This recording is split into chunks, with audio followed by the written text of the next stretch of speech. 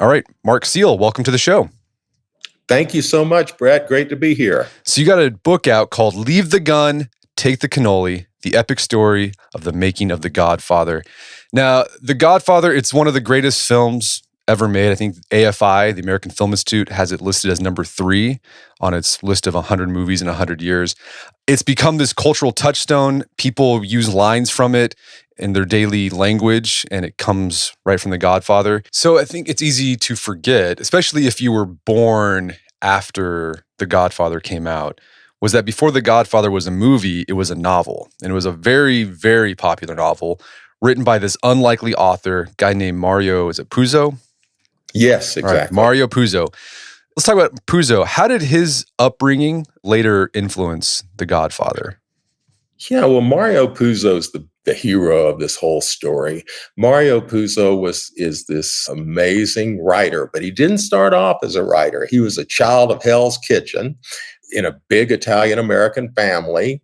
And they were so poor that he wrote at one point that the school asked him to bring a can of food for the poor. And he said all the Hell's Kitchen's kids went out and stole a can of food because they didn't realize they were the poor. And so Mario drifted through various occupations, but he always wanted to be a writer. But he had written 2 novels, and they were both commercially unsuccessful, but they were critically well received. He was a talented writer, and he went to work for a magazine company called Magazine Management, and they produced some of the great pulp fiction titles of our time. And they were these, magazines, and he learned to write there. And it was like these pulp fiction titles about war and men at war. And there was a collection of these stories called Weasels Ate My Flesh. And it's that kind of thing where he learned how to create suspense and introduce the characters in the beginning of the story and create fiction that felt like fact. And so after writing these 2 pretty much failed novels, even though they were great stories and well received, he decided that he was going to write for money. And it happened one night when he had a severe gallbladder attack. And he directed the taxi to take him downtown New York to the VA hospital.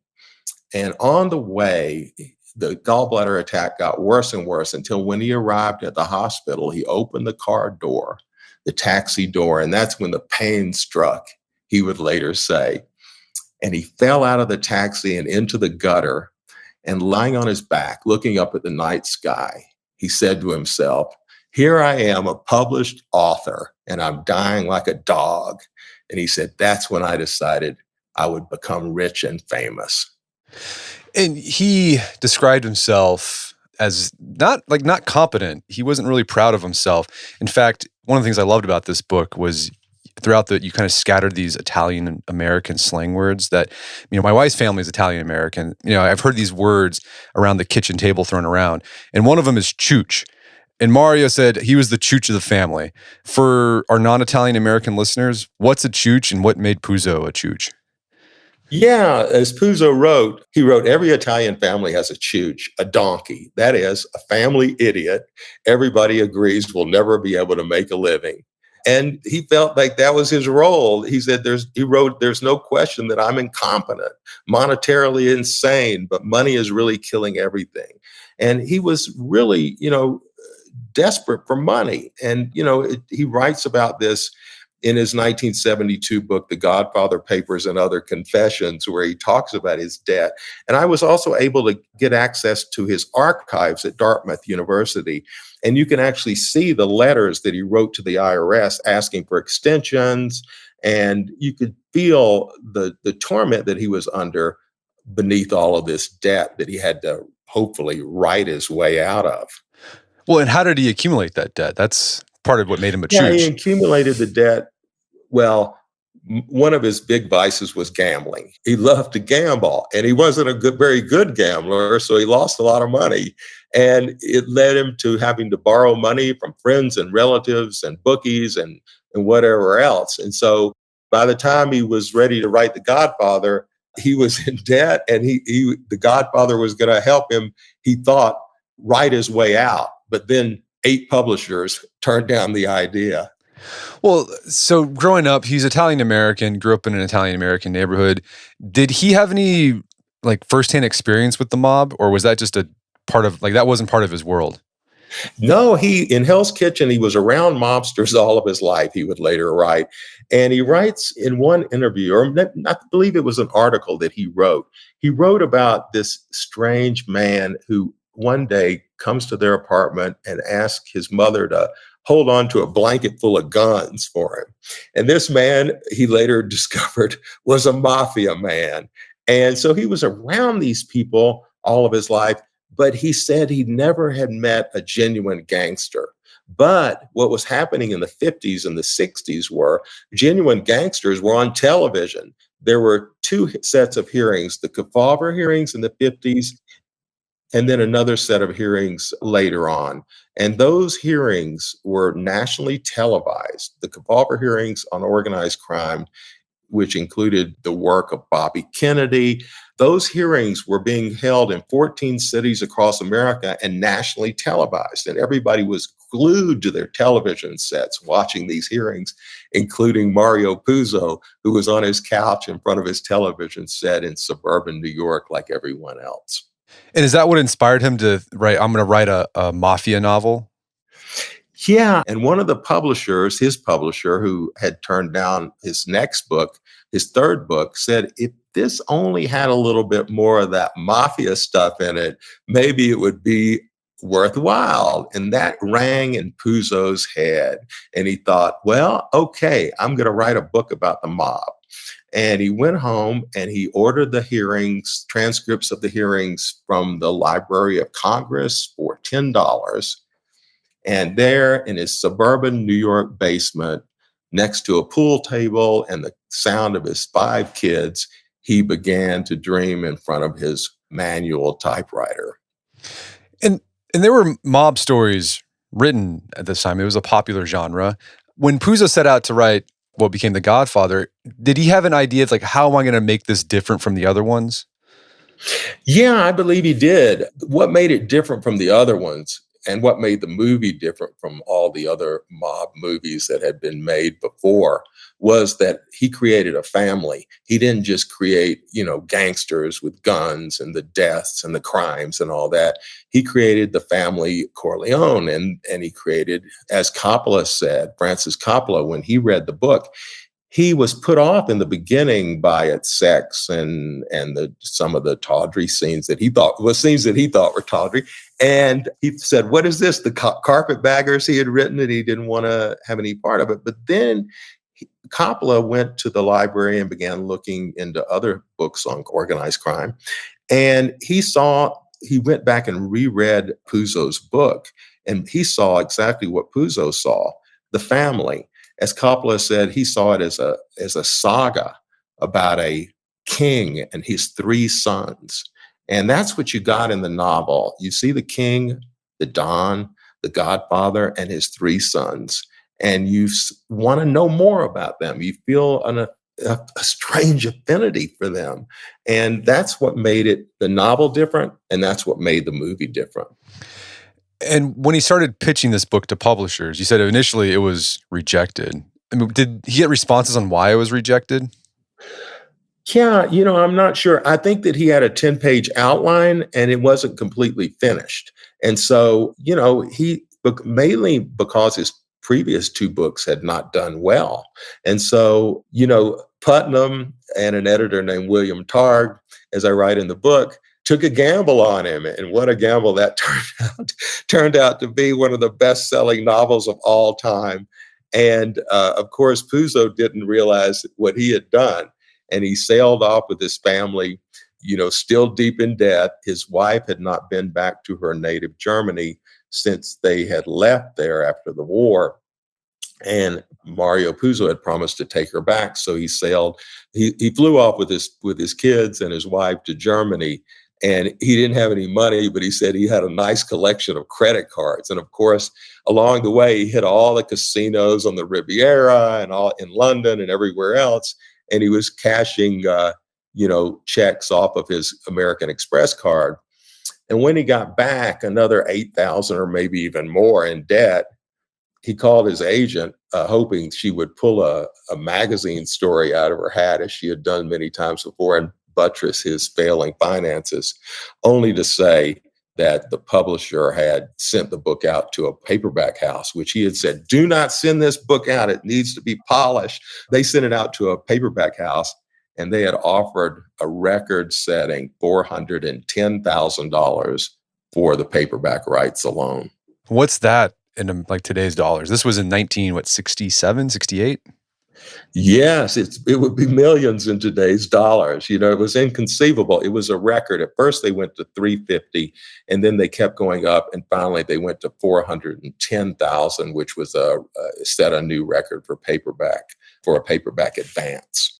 It was a juggernaut, it was a rocket ship. It was everybody just, you can't believe that he created this world, this family, these characters, these lines, that resound in the culture today. I mean, these things that he created, this world where fiction was even more mythic and more believable than fact.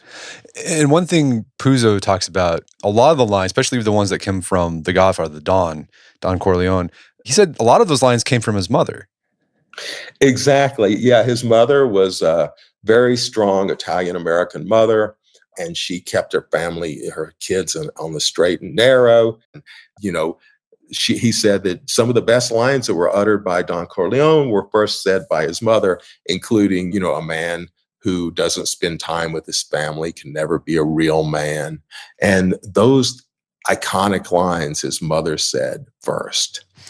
So the novel was a smash success. It was a bestseller.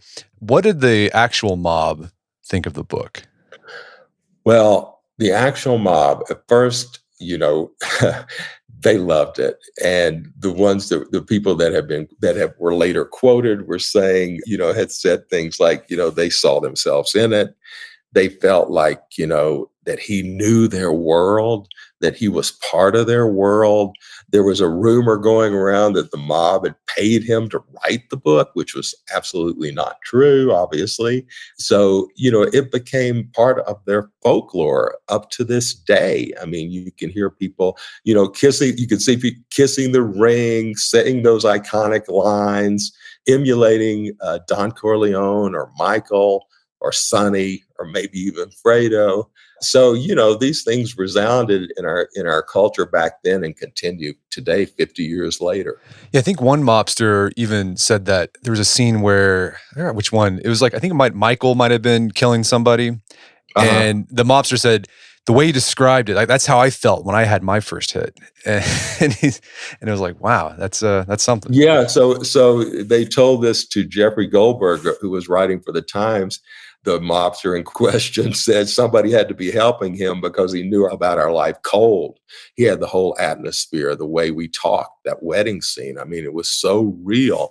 And then he says, the writer tells him that the author was a homebody with no mob connections. And he responds, if you say so, but remember that scene where Michael goes to whack that drug dealer and the police captain? Remember how Michael couldn't hear anything as he's walking up on them?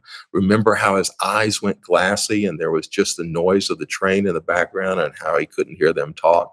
That's just like I felt when I killed Joe Colucci. I mean, that's a pretty high compliment that somebody in that world actually felt that Mario Puzo, a writer, had captured that world so completely and so dramatically. Okay, so Puzo, he sells the screen rights to Paramount. This was before the book was even published, before it was a smash hit. He didn't sell it for a lot of money because he just needed money fast to pay off some gambling debts because he was a chooch. So Paramount has its hands on this thing, but it doesn't do anything with it because basically mob movies hadn't done well in the past for all the studios. But when the book was released and became the smash bestseller, they were kind of forced to make it because the public really wanted to see this book on the screen. But at the time, Paramount, they were struggling. They were floundering. They had produced a bunch of flops. They were like the 9th largest studio at the time, which is at the very bottom. So making this movie was a risk for them. And it wasn't initially clear to everyone at the studio that when The Godfather started production, that this movie was going to become this classic juggernaut. All these unlikely forces came together. Nobody thought it was going to amount to much. But all these forces, all these new actors, a young director, Francis Coppola, a producer, Al Ruddy, who had produced movies, but nothing like this, it all came together in this unlikely combination of things and became a phenomenon. Well, yeah, and it was amazing how it all came together because it didn't seem like it should have come together the way it did. And so you mentioned Francis Ford Coppola. He was brought in as a screenwriter and then also a director. But there was a lot of like a lot of people like, do we really want to bring this guy in here? Tell us about, I mean, now Coppola is known as one of the great directors of film in America.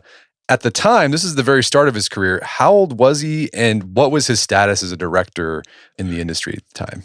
Okay, so Coppola was the golden boy of young Hollywood. At UCLA, he was, hired to write and direct, and he had been the star of his class at UCLA. And he went to work with Roger Corman as an assistant, and he was on his road to greatness and glory. But then he decided that he was going to leave Hollywood. He was going to leave the commercialism of big budget pictures and create his own studio in San Francisco, American Zoetrope. And that's what he did. And he had a young assistant named George Lucas and a band of young aspiring filmmakers. And they worked out of San Francisco, and their mission was to create art, not commerce. So when he was offered the job to direct The Godfather, a movie, a big budget picture that all these other big, bankable directors had turned down because they didn't want to glorify the mafia or all of these other reasons, he didn't want to do it because, he didn't want to, he felt like mob movies were over. The audience had moved past all of that, he said. But then George Lucas told him something, Francis, the sheriff's at the door. We have no money. You have to do this for the money, and then we can make the movies we want to make. And so that's when he went back and read the book again. And that's when he had the idea of the king and his three sons. And how was, what did Coppola bring? How was his style of directing movies or creating movies different from old Hollywood? This is a period like this late 60s, 70s. This is like a transition in what movies look like. What was he doing different from, say, movies in the early 60s, 50s, 40s? Well, Coppola was a visionary. That's the thing. That was unique to him, I believe. Coppola, he saw the cast of The Godfather before anybody else did. And after taking the job, he flew down to Los Angeles, where Al Ruddy picked him up, the producer Al Ruddy, and he had to convince, the Paramount brass that he was the right director for the job.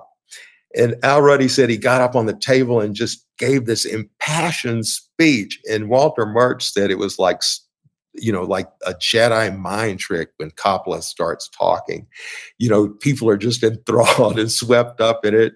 And so what he brought to it was a vision. He saw the cast of The Godfather, as I said, before everybody else did, and he brought them to San Francisco for homemade screen tests.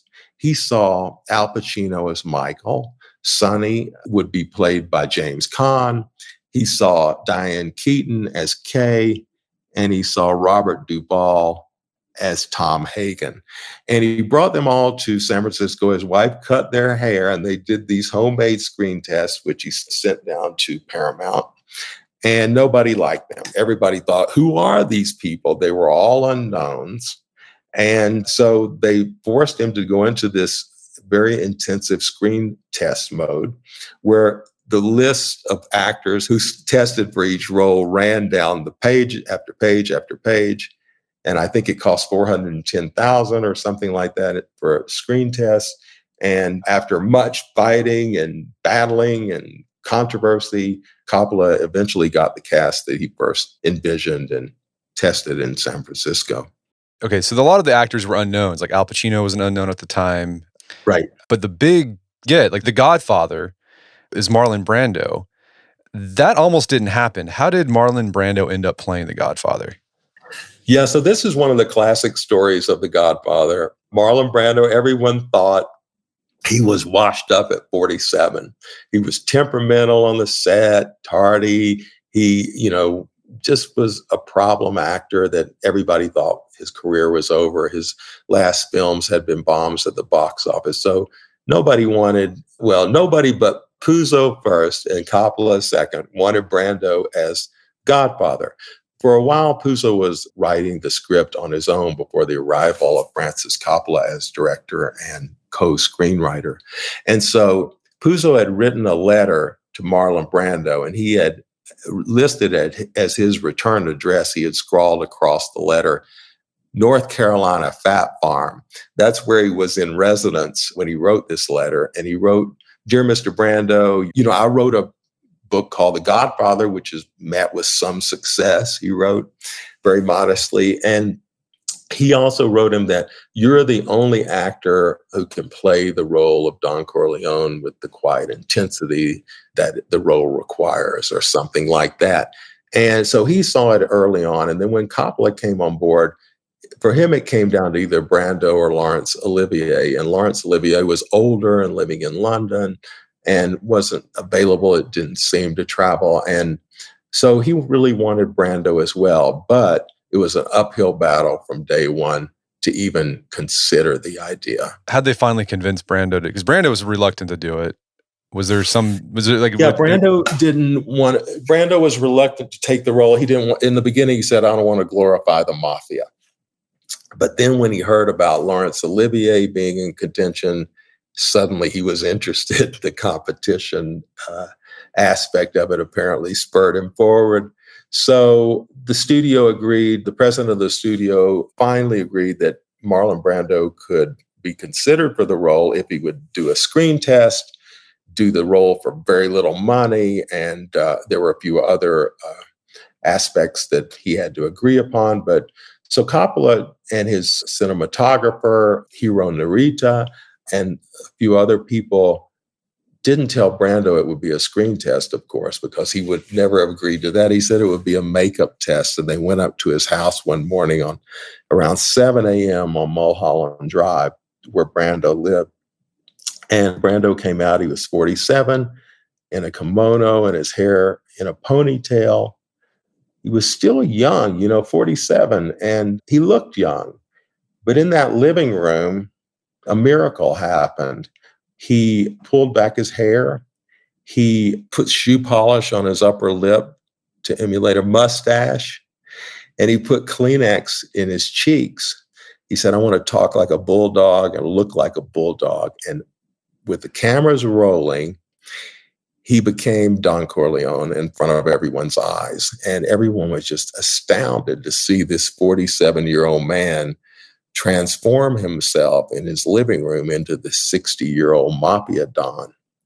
And everyone was floored. Nobody could say a word. They were speechless. And so Coppola took the tape directly to Charlie Bluedorn in New York at his company Gulf and Western, where he looks at the screen and he says, oh no, I don't want that guy, meeting Brando. And then he sees this transformation and he goes, wow, that's terrific. And that was what everyone said. They couldn't believe that Brando had done this transformation that was so astounding.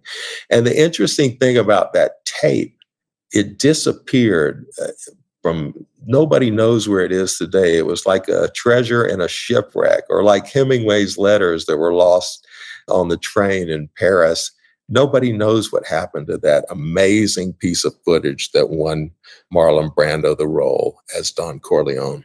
Something that made The Godfather feel authentic was there were a lot of Italian Americans cast in it. Were there actual mobsters in the movie, like mafia guys, made men in the movie? Yeah, we believe so. Now, I can't say exactly who was made and who was not. I'm not sure. But the wedding scene alone had 750 extras or thereabouts, and some of the men had connections that you can read about in the book. And so, yes, it has that authentic flavor because some of the men in real life were, if not in the movie, they were at least watching from the sidelines, including one of the main leaders of the mob back then, Carlos Gambino, who was said to have been around the corner during the shooting scene of the Don on the streets of Little Italy, and came over to watch the filmmakers shoot that scene. So the real, as was written back in the day by Nick Pileggi of the New York Times, the real Godfather watches the Godfather on the streets of New York City. So Brando wasn't Italian American, but he's a great actor, so he's able to really bring that, create the character of the Don. Another character wasn't Italian American, but you wouldn't know it if you watched the movie. Was James Caan. I guess he's German Jewish, like his families were Jews from Germany, but he nailed the character of Sonny. Yeah, So how was he able to do that? What was his upbringing like that prepared him for the role? So James Caan was raised in Sunnyside, Queens. And he said he grew up around these people. He was the son of a meat merchant who became, of course, an actor. And he said, not too many dancers, singers, and actors come from my neighborhood, but a lot of bartenders and mailmen and thieves. And so he came to know a lot of these men, and he was able to watch them and emulate them. And he watched them, how they, toast each other, and how they, kind of like, are affectionate toward each other. And he was able to just bring that role to his part, where when you look at James Caan as Sonny, you feel like he's 7 feet tall, as Puzo described him, this bull. And he just inhabits that role so completely that you can't imagine any other actor playing that iconic role of Sonny. So much so that he later said, people would approach him in restaurants and bars, and, believing that he really was Sonny. So he really inhabited it completely. Yeah, there's one scene where you really see that. Is at the wedding where he bumps into the photographer, and he takes the camera away from the photographer and then slams it on the ground. And Caan says he's like, one thing he saw as a kid growing up is like, after you did something mean, like he just threw the money.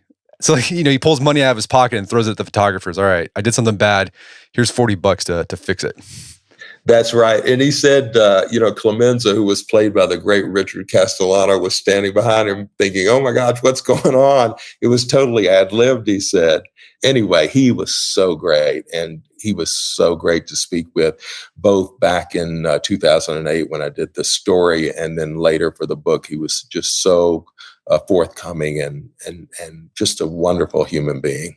Hey, the other one that stuck out to me was the scene where he beats up his brother-in-law for beating up his sister. Yes, the great Gianni Russo, who played Carlo. That was his first role, and he's so believable as Carlo. This and the way that fight that they had in the alley on the street there, where Caan gets him with the trash can lid. And it's just so believable, that scene, where Carlo's standing there, and all of a sudden Sonny comes roaring out of that car, and what happens next is just wild. Yeah, he actually improvised and brought in a sawed-off broomstick, and Russo didn't know this. He didn't know this was going to happen, and everyone was like, "What are you doing?" And Caan's like, "No, don't worry. This is an attitude adjuster." And I laughed at that. I laughed at that because my wife's grandmother, she had an attitude adjuster growing up. She had it hanging on the wall. Oh, she did? That's great. Yeah, he says, Caan said, it's one of those big industrial brooms that they cut this part of it off. Can you saw off the end of the handle? He said it's called an attitude adjuster. And the prop master says, where's that in the script? And Caan said, nowhere. And he said, just put it in my car. And that was totally on the spur. Caan said Francis didn't know it was coming. He didn't plan it. He just rehearsed the scene. And there was that bat that he threw. All right. So there were maybe some mobsters in the film, but then the mob connection got really explicit when they started filming. And there was this guy named Joseph Colombo. He was a mob boss who pretty much held up production of The Godfather for a bit. What was his role in holding up The Godfather? So Joe Colombo founded the Italian American Civil Rights League, and its mission was to stop the stereotyping of Italian Americans in popular culture. They were successful in eradicating the word mafia to be used in newspapers and other cultural events. I think even some governments, the government stopped using the word because Colombo felt that that one single word, was defamatory toward Italian Americans, and he wanted it stopped at all costs. And he headed this league that had hundreds, thousands of members in New York. And so suddenly The Godfather became public enemy number one because it was a movie about the one thing that he was against, the portrayal of the mafia in popular culture. And so, he led a campaign against it. And suddenly the locations dried up in New York City. The truck drivers threatened to not, work on the film, stopping the movie in its tracks. And finally, Colombo agreed to meet with Ruddy and talk about the script. Ruddy said, "I'll show you the script. You come to the office tomorrow and we'll take a look and see what you think." And he only wanted one word taken out. The word mafia is what had been reported, that he only wanted the word mafia to not be used in the film.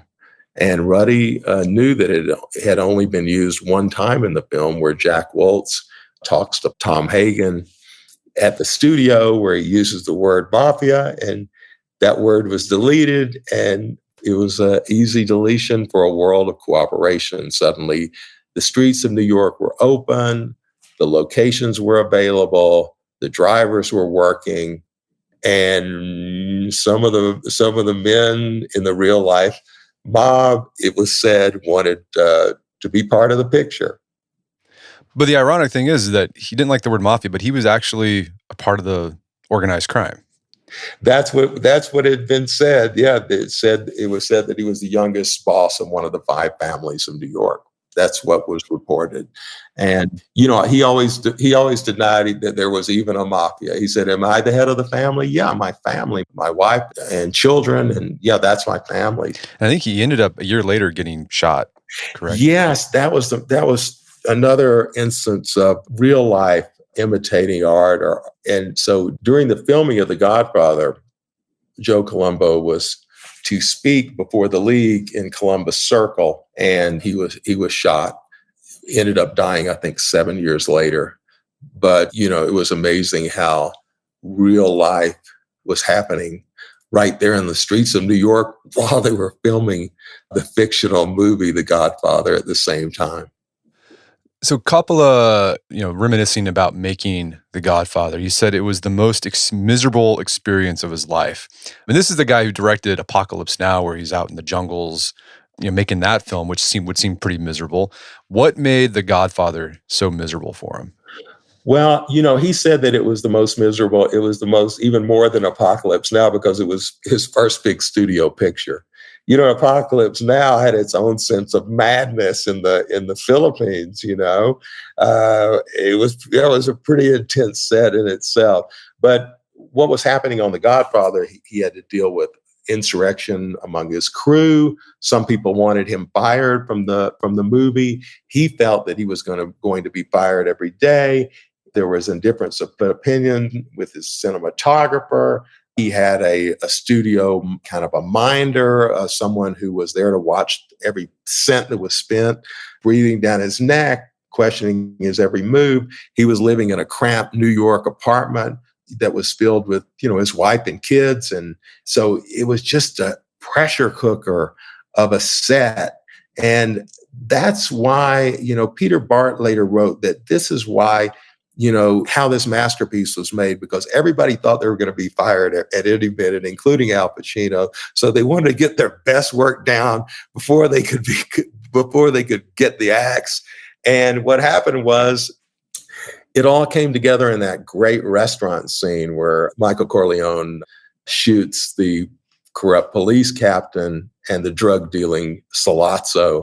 And that was the scene where everything came together, and there was no question that this movie was going forward, and with this cast and this director. So like we said earlier, The Godfather is filled with lines that have become part of our everyday vernacular.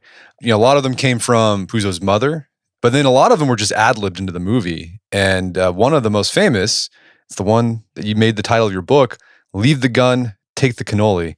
What was that was ad-libbed. So what was the original line? And then how did the actor, was it Richard Castellano? How did he decide to change it up?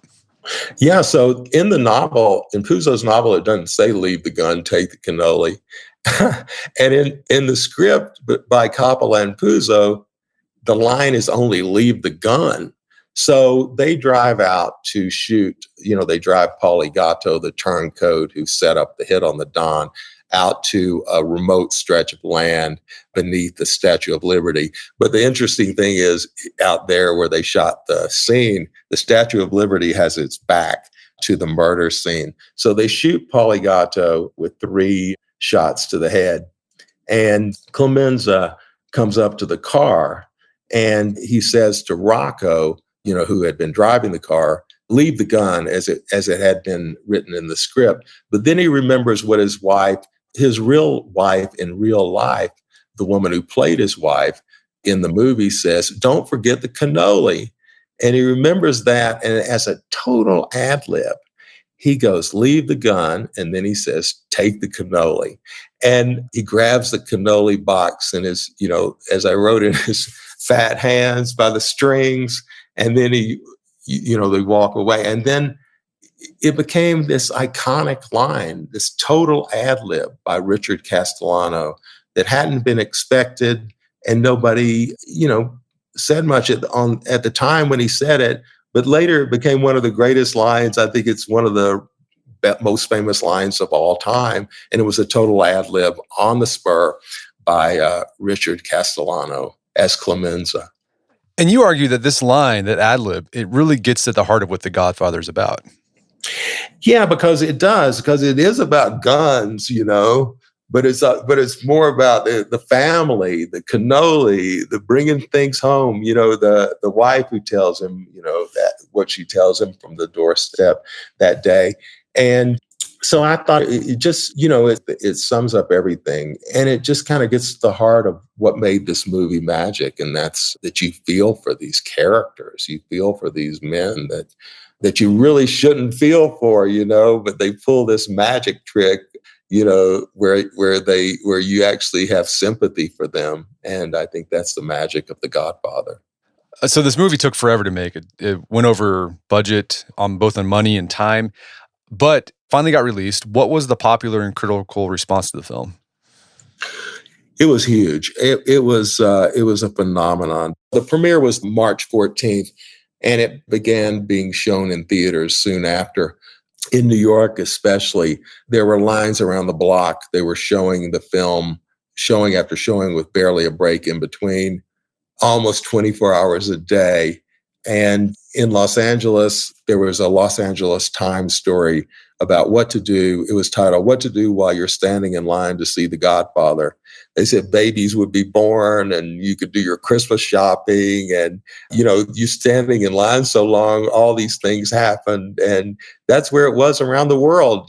People stood in line to see this movie. It was a big budget movie that people had to see. At that point, Coppola still felt, as he says, that the movie was not going to be a hit. He was in Paris writing the screenplay for The Great Gatsby when his wife called him and said, "You won't believe it," and told him about the lines around the block. She said, "You won't believe it, Francis. It's a phenomenon." And it was. And this movie became a cultural touchstone, and it changed the lives of all the actors and everyone involved in this movie. Oh, yeah. It changed the lives of all these young actors, the main characters who played the main characters in the film. Al Pacino was on his way to becoming a superstar, as was James Caan, Diane Keaton, Robert Duvall, John Cazale. And it resuscitated the career of Marlon Brando, of course, who won the 1973 Best Actor Oscar for his role as Don Corleone. And from that point on, he was considered, which he was even before, the greatest actor in the world. Okay, so I don't know if this is nostalgia, but there seems to be a different quality to The Godfather than movies made today. I mean, there's just something unique to it that you don't seem to get these days. Have you been able to put your finger on what gives it that feeling? What made it so good? Yeah, I think it was a different world back then, because it was like people were, fighting for their survival with this movie. This cast that they were on their way to becoming stars, but they didn't realize it at the time. So they were trying to do their very best work and get through this experience that was pretty tense. I mean, they had a great time. There was a lot of fun and joking and camaraderie among the cast, but they were really trying to get through this thing. And of course, Coppola was trying to survive what he thought was going to be have a bad end for him, that he might be let go. Robert Evans was fighting to make the best picture possible, because the studio was on the rocks, and they had to save the studio with this film. So it was a group of people that really went through something that was really an intense experience. And I think all film sets are like that. They say unhappy film sets make great movies, but this was that to the extreme. And these were like soldiers in a war that they not only triumphed in, but won this amazing prize of this movie that will live in infamy forever. Do you think it would be possible to make a movie like The Godfather in the 21st century? I don't know if it could be made, if a studio would want to make it, and maybe it would be a series or something, because it's 3 hours long, but it feels like it goes by so with. I think it would be very expensive to make now. And I don't think there's any other movies that have had, to go head to head with an organization as The Godfather did, and so many battles that they had to fight to make the movie. I think it would be pretty hard to do all of that today, but who knows? Yeah, maybe when if another novel like Mario Puzo's Godfather came around, I'm sure everyone would be fighting to make it. Yeah, I think you're right. I think it'd be a TV series of some sort, like a Netflix series. I mean, I think that's why The Sopranos was so popular, because it wasn't just about the guns. It was about it was like this family drama, and they're playing off the pattern The Godfather set. Yeah, The Sopranos is a great example of that. I mean, I felt like, I knew those characters, that, you felt an affinity for Tony Soprano, which is so odd, and his kids and everything else. It's just like a magic trick, as I said before, that you just believe these people are real. And that was the gift of Mario Puzo and Francis Ford Coppola and all the actors and crew that made this movie come alive. Well, Mark, this has been a great conversation. Where can people go to learn more about the book and your work? Yeah, so they can go to my website, which is www.mark-seal.com. They can see my work on Vanity Fair's website or in the magazine, and they can see my books on Amazon or Instagram or Facebook and wherever books are sold. Well, Mark Seal, thanks for your time. It's been a pleasure. Thank you too, Brad. It's been great talking to you. All right, as a side note, Kate, my wife and the editor of this podcast, would like to issue the clarification that when I mentioned how her Italian grandma had an attitude adjuster on the wall when she was growing up, it was a wooden paddle, and it wasn't actually used on the grandkids, but rather only served as a deterrent, and an effective one at that.